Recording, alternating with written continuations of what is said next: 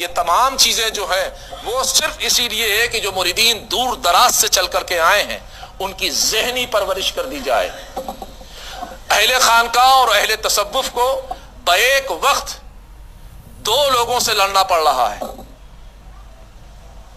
ایک تو وہ ہے جو علماء دیوبند کا گروہ ہے. میں بہت واضح بات کرتا ہوں, میں کوئی جو ہے ڈھکی چھپی بات نہیں کروں گا.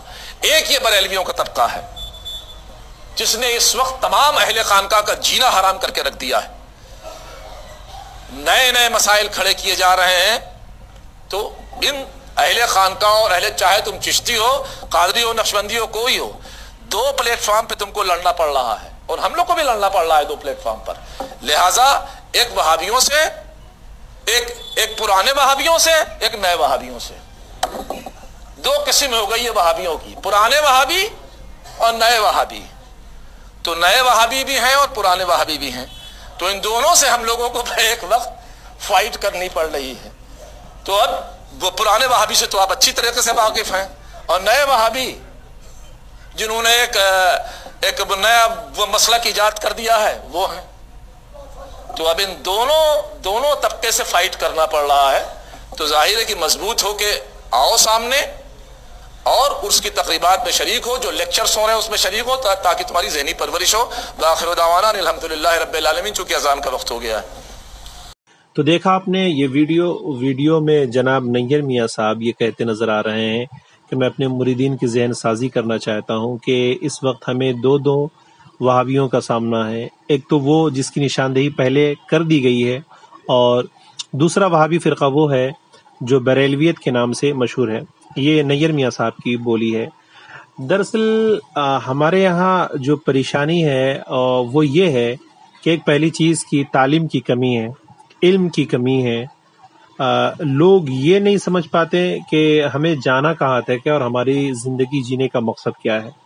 اور اس کا فائدہ جو نیم مولوی ہیں, یا یہ کہہ لیجئے کہ اس کا فائدہ جو خانقاہوں میں بے علم لوگ بیٹھے ہوئے ہیں وہ لوگ بڑی آسانی سے اس کا فائدہ اٹھا لیتے ہیں, اور وہ ایک لوگوں کے سامنے یہ پیش کرتے ہیں, ایک چھوی پیش کرتے ہیں کہ اگر تم ہمارے خانقاہ سے جڑ جاؤ گے, ہماری مریدی میں شامل ہو جاؤ گے, ہمارے مزاروں پر آؤ گے اور ہمیں نذرانہ پیش کرو گے, ہماری تواضع کرو گے, تو گویا کہ تم جنت حاصل کر لی, اللہ تم سے خوش ہو گیا. نہیں میرے بھائی, آج دین کے نام پر جتنا بڑا کاروبار ہو رہا ہے, جتنا بڑا دھندا چل رہا ہے, میں بتا نہیں سکتا. بتائیے یہ کون سی بولی ہے نیر میاں کی کہ ہمیں اس وقت جو ہے جو بریلوی وہابی ہے اس کا سامنا ہے. میں یہ سمجھتا ہوں کہ شاید اگر ان کو عقائد کا تھوڑا بھی اگر علم ہوتا تو ایسی بات ہرگز نہیں کرتے. آخر دیوبندیوں اور بریلویوں میں جو عام طور سے بریلوی کوئی مسلک نہیں ہے, کوئی مذہب نہیں ہے, کوئی الگ فرقہ نہیں ہے. آپ کو بتا دوں کہ جب 14ویں صدی ہجری کا جب آغاز ہوا تھا, اور اس وقت جب نئے نئے فتنے جنم لے رہے تھے, اور قادیانیت کا فرقہ الگ تھا ایک طرف, دیوبندیت کا فرقہ الگ تھا, اور یہ سارے فرقے مل کر جب اللہ اور اس کے رسول کے علم غیب پر اور اللہ تبارک و تعالیٰ کی وحدانیت پر جب یہ لوگ حملہ کر رہے تھے, تو اس وقت بریلی کے امام سیدی سرکار اعلیٰ حضرت امام احمد رضا خان فاضل بریلوی رضی اللہ تعالیٰ عنہ نے کتابیں لکھ کر, کتابوں کے ذریعے ان کے اس باطل عقائد کی تردید کی, اور امت مسلمہ کو ان کے گمراہ کن عقائد اور نظریات اور افکار سے بچایا. اسی بنیاد پر ہم سنی, یعنی جو ہم مسلک اعلیٰ حضرت کا دعویٰ کرتے ہیں یا بریلوی خود کو کہتے ہیں, حضور سیدی سرکار اعلیٰ حضرت کی جانب منسوب کر کے, تو ہم اسی محبت کی بنیاد پر کرتے ہیں. اور ان کو نیر میاں کو یہ پتہ ہونا چاہیے کہ آج جو ہمارے خانقاہوں کی حفاظت ہوئی ہے اس میں سیدی سرکار اعلیٰ حضرت کی تحریروں کا بڑا اہم کردار ہے. اور پھر نیر میاں جب یہ کہتے ہیں تو انہیں کہتے ہوئے ذرا بھی جھجک محسوس نہیں ہوتی کہ ہمیں بریلوی وہابیوں کا سامنا ہے. کس بریلوی وہابی کو آپ ایک وہابی, ایک اہل سنت و جماعت کو جن کے اللہ اور اس کے رسول سے متعلق عقائد بالکل وہی ہیں جو نص قطعی سے ثابت ہے، آپ اس کو وہابی ثابت کر کے آپ کیا ثابت کرنا چاہتے ہیں؟ آپ خود کو کیا بتانا چاہتے ہیں؟ میں اپنے سادہ لوح مسلمان بھائیوں سے گزارش کرنا چاہتا ہوں کہ میرے بھائیوں، ان خانقاہوں کے چکر میں مت آئیے۔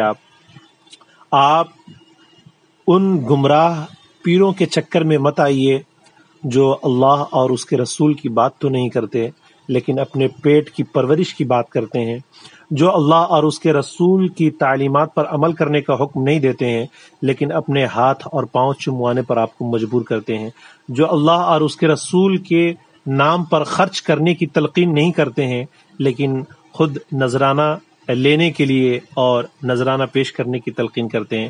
میرے بھائیوں، میں اپنے سادہ لوح مسلمان بھائیوں سے کہنا چاہوں گا کہ ہماری زندگی کے جینے کا مقصد یہ ہے کہ ہمارا اللہ ہم سے راضی ہو جائے اور نبی کریم صلی اللہ تعالی علیہ وسلم کی تعلیمات کو مکمل طور پر اپنی زندگی میں اتار لیں۔ جب تک آپ ان خانقاہوں کے چکر میں رہیں گے اور ایسے خانقاہوں کے چکر میں رہیں گے جس خانقاہ کا کوئی بھی سجادہ نشین اگر اسے شریعت کا علم نہیں ہے، اگر وہ عورتوں کے قریب رہتا ہے، غیر محرم کے درمیان اگر پردہ نہیں کرتا، اگر وہ نمازوں کا اہتمام نہیں کرتا، اگر اللہ اور اس کے رسول کے متعلق اس کے عقائد صحیح نہیں ہے، تو ایسے لوگ ہرگز آپ کی اصلاح نہیں کر سکتے ہیں۔ اگر کوئی آپ کی اصلاح کر سکتا ہے تو وہ ایک عالم دین ہے جسے عالم ربانیین کہا گیا ہے، یہی آپ کی مکمل رہنمائی کر سکتے ہیں۔ اور اس وقت ذرا میں اپنے سادہ لوح مسلمان بھائیوں سے کہنا چاہوں گا کہ کیوں نہیں آپ ان خانقاہ کے سجادہ نشینوں سے سوال کرتے ہیں کہ خانقاہ مزاروں پر عورتوں کا جانا یہ کہاں سے جائز ہے؟ مزاروں پر ایک بھیڑ لگا کر رکھنا، قبروں کی بے حرمتی کروانا، یہ کون سی شریعت کا حصہ ہے؟ عورتوں سے بے حجاب ملنا اور غیر محرم سے پردے کا کوئی اہتمام نہیں کرنا، یہ کون سی شریعت کا حصہ ہے؟ ذرا یہ سارے سوالات بھی آپ اپنے پیروں سے کریں۔ حیرانی کی بات تو یہ ہے کہ جس کے پاس ایک مشت داڑھی نہیں وہ پیر بن جا رہا ہے۔ حیرانی کی بات یہ ہے کہ جسے قرآن و حدیث کا ذرہ برابر علم نہیں، آج وہ بڑی بڑی پگڑی اور بڑے بڑے جبے لگا کر اپنے علم کا دعویٰ اور اپنی مریدی کا جال بچھا رہا ہے۔ میرے بھائی، آپ کو سترک رہنے کی ضرورت ہے، آپ کو ہوشیار رہنے کی ضرورت ہے۔ ایسے لوگ آپ کے ایمان و عقیدے پر حملہ کر کے آپ کے ایمان و عقیدے کو تباہ کرنا چاہتے ہیں، جو صرف مزار اور اپنی خدمت تک ہی آپ کی دین کو مقید کرنا چاہتے ہیں۔ آپ ایسے لوگوں سے ہوشیار رہیں اور یاد رکھیں کہ آپ عالم دین کی رہنمائی حاصل کریں، جسے شریعت کا علم ہے، جنہیں قرآن کا علم ہے، جسے حدیث کا علم ہے، آپ ان کی رہنمائی حاصل کریں۔ دوسری بات، نیر میاں کا یہ بیان کہ ہمیں نئے بریلوی وہابی کا سامنا ہے، میں کہنا چاہوں گا کہ ذرہ برابر بھی اگر وہ ذمہ دار شخص ہوتے ہیں تو انہیں پتہ ہونا چاہیے کہ اس وقت ملک کے کیا حالات ہیں، اور ملک ہی نہیں عالمی پیمانے پر مسلمانوں کی کیا حالت ہے، مسلمان کس دور سے گزر رہے ہیں۔ اگر ان کی انہیں فکر ہوتی، ذرہ برابر بھی اگر ان کو اگر اس بات کی فکر ہوتی تو وہ ہرگز اس طرح کے غیر ذمہ دارانہ بیان وہ نہیں دیتے۔ انہیں سمجھنا چاہیے۔ میں بلا شبہ اس بات کا اقرار کرتا ہوں کہ ہمارے یہاں علماء اہل سنت کے درمیان چند فروعی مسائل کو لے کر اختلافات ہیں، لیکن اس کا مطلب یہ نہیں کہ ہمارے کسی بھی عالم دین نے عقائد میں دخل اندازی کی ہو اور عقیدہ بدلنے کی کوشش کی ہو۔ نہیں، ہرگز ایسا نہیں ہے۔ اگر فروعی مسائل میں اختلافات ہیں، اگر کسی کا نظریہ ہمارے نظریے سے الگ ہے تو اس کا مطلب یہ نہیں کہ ہم انہیں وہابی کہہ دیں گے، اس کا مطلب یہ نہیں کہ ہم انہیں غیر مقلد۔ ہمارے یہاں تو سب سے بڑی پریشانی یہی ہے نا میرے بھائی، کہ آج اگر ہمارا موقف یہ ہے کہ ٹرین میں نماز پڑھنا جائز ہے، تو اگر آپ کا موقف یہ ہے کہ ہمارے یہاں ٹرین میں نماز جائز نہیں ہے، تو ہم ایک دوسرے کے قریب نہیں جانا چاہتے، ہم ایک دوسرے سے بات چیت نہیں کرنا چاہتے کہ مولانا صاحب آپ نے کس بنیاد پر اسے جائز قرار دیا ہے، آپ کے پاس کیا دلائل ہیں، کیا دلائل نہیں ہے۔ ہمارے دل کے اندر تو فوراً دشمنی پیدا ہو جاتی ہے نا ایک دوسرے کے لیے کہ فلاں صاحب نے تو دیکھو اسے تو جائز قرار دے دیا ہے، اب تو آپ اس کے قریب بھی جانا نہیں پسند کرتے۔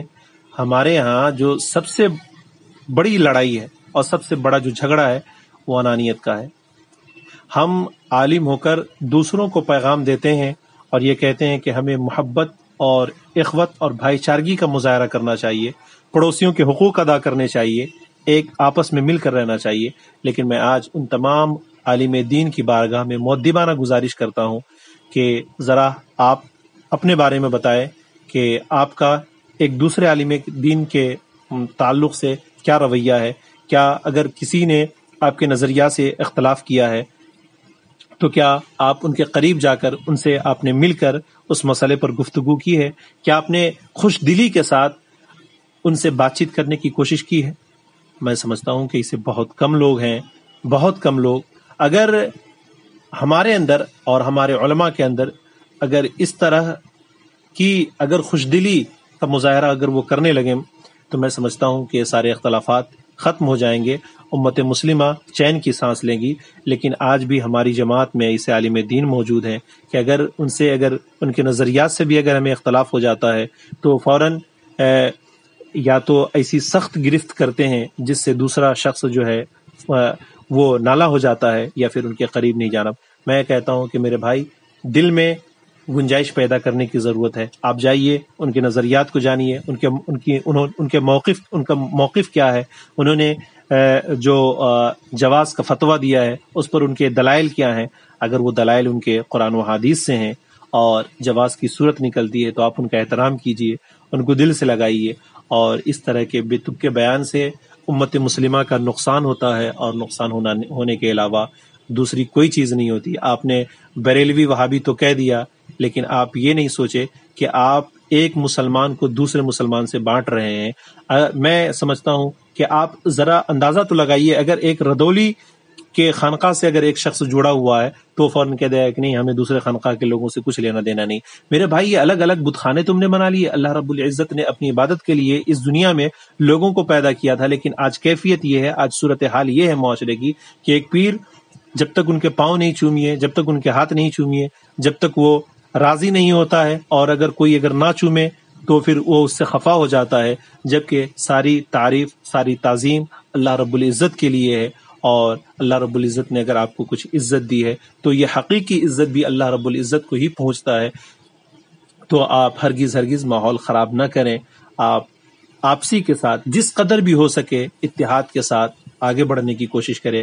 ملک کے موجودہ حالات مسلمانوں کے حوالے سے بہت خراب ہیں. عالمی سطح پر مسلمانوں کے حالات انتہائی ناگفتہ ہیں جسے بیان نہیں کیا جا سکتا، اور ایسی صورت میں پھر اس طرح کے بیانات دے کر مزید ہم انتشار کو پیدا کر رہے ہیں. ابھی ایک فتنہ دب بھی نہیں پاتا. ابھی اجمیر کا جو فتنہ تھا وہ ابھی ختم بھی نہیں ہو پایا تھا کہ دوسرا فتنہ لے کر یہ صاحب آگے بڑھ گئے. میں بہت مؤدبانہ گزارش کرنا چاہتا ہوں کہ میرے بھائی، یہ وقت جو ہے یہ لڑنے کا نہیں ہے.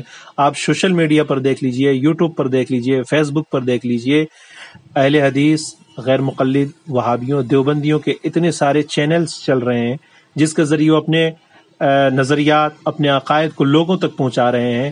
سوشل میڈیا کے ذریعے پہنچا رہے ہیں، انٹرنیٹ کے ذریعے پہنچا رہے ہیں. لیکن آج یہ پورا کا پورا میدان سنی عالم سے خالی ہے. بہت کم ایسی تعداد ہے جہاں پر ایک عالم دین آ کر رہنمائی کرتے ہوں. تو میرے بھائی، یہ وقت ہے ہمیں آگے آ کر جو امت تڑپ رہی ہے ان کی آپ اصلاح کریں، اتحاد کے ساتھ، اتفاق کے ساتھ انہیں آگے لے کے جائیں، نہ کہ اس وقت لڑ کر مزید اپنی ہی صفوں میں انتشار پیدا کریں. امید کرتا ہوں کہ میری جو بات ہے، اگر اس میں کوئی بات اچھی لگی ہوگی تو اسے آپ ایکسیپٹ کریں گے، اور اگر کوئی بات بری لگی ہوگی تو اپنا چھوٹا بھائی سمجھ کر معاف کریں گے. اور اگر آپ کو ایسا لگتا ہے کہ میں نے کچھ سچ بات کہنے کی کوشش کی ہے تو آپ اس ویڈیو کو زیادہ سے زیادہ عالم دین اور عوام تک پہنچانے کی کوشش کریں تاکہ ان کا بھی کچھ بھلا ہو سکے اور وہ اختلاف پھیلانے سے